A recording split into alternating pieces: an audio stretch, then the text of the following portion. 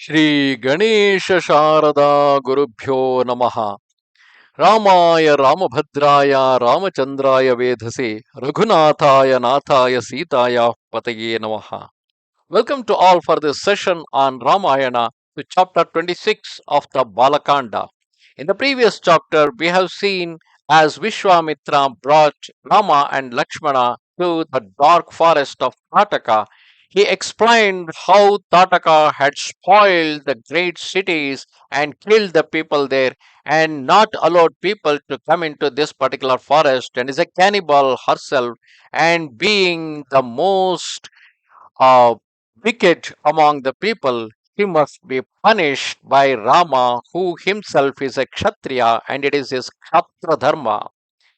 The son of Dasharatha, firm in his vows, listened to the inspiring words of sage Vishwamitra, which filled him with ardor, and with joined palms he humbly addressed him to fulfill the commands of my royal father and to honor his promise. I deem it my duty to act according to your instructions without hesitation. My father, the emperor, at the time of my departure from Ayodhya, bade me carry out your injunctions. O Muni, I shall honor them. I am prepared to execute your commands. O Rishi, because it will lead to the benefit of the Brahmins and the king, and will also bring happiness to the people of this land.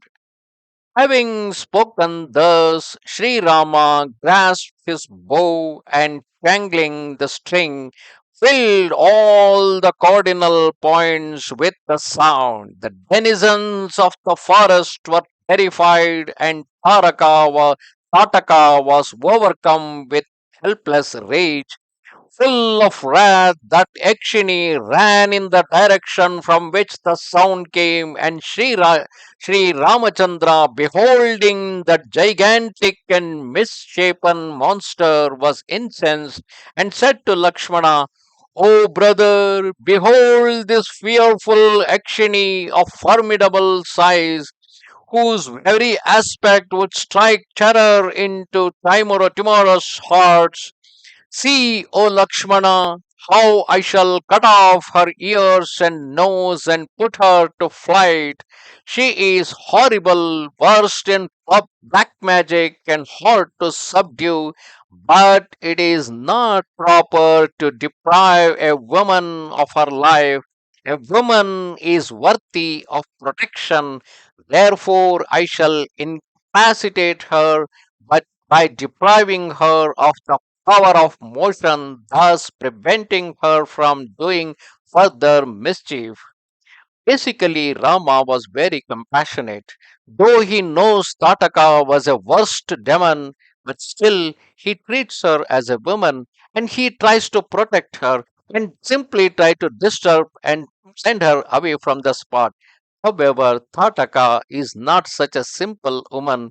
She is a very strong willed demon who needs to be punished, otherwise, she will create a big great trouble.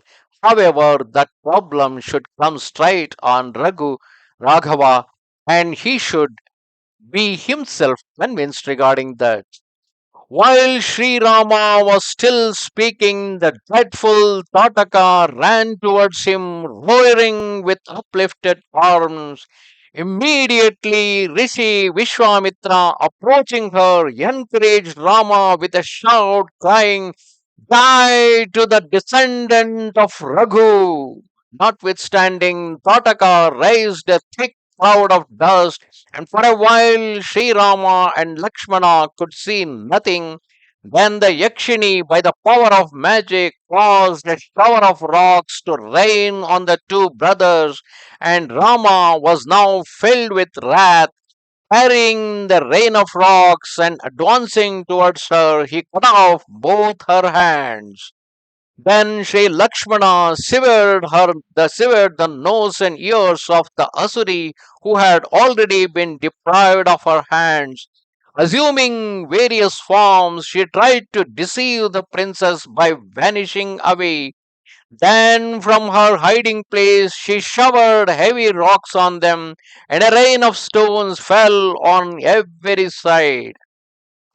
Sri Vishwamitra, who stood watching the combat, now cried, "Enough! Enough! Rama, she does not deserve further mercy.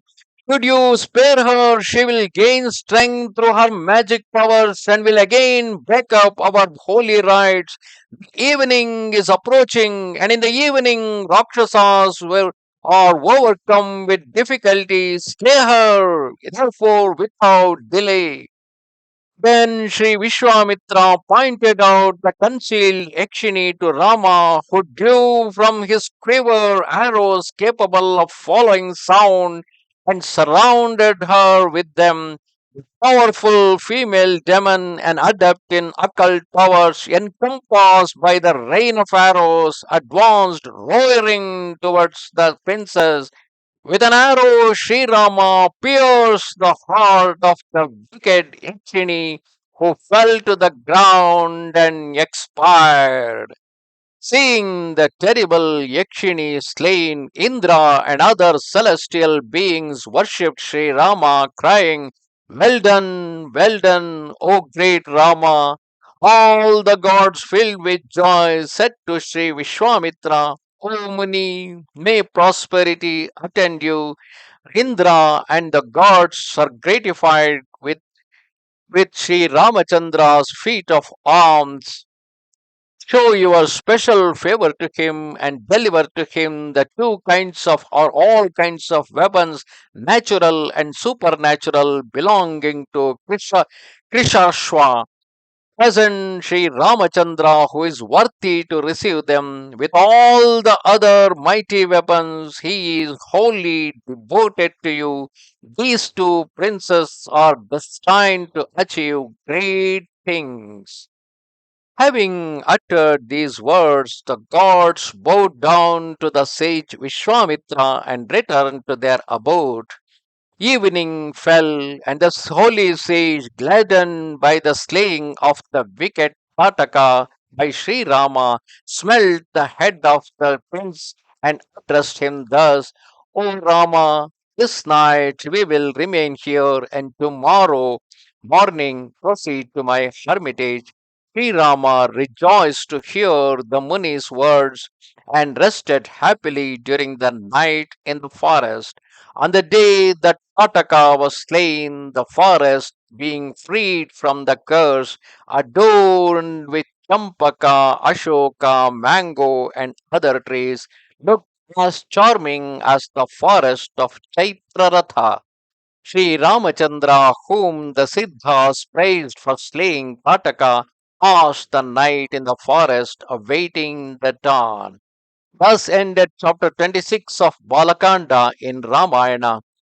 It is quite often very easy for us to think that people who are facing such demons and wicked ones be compassionate and should not kill them.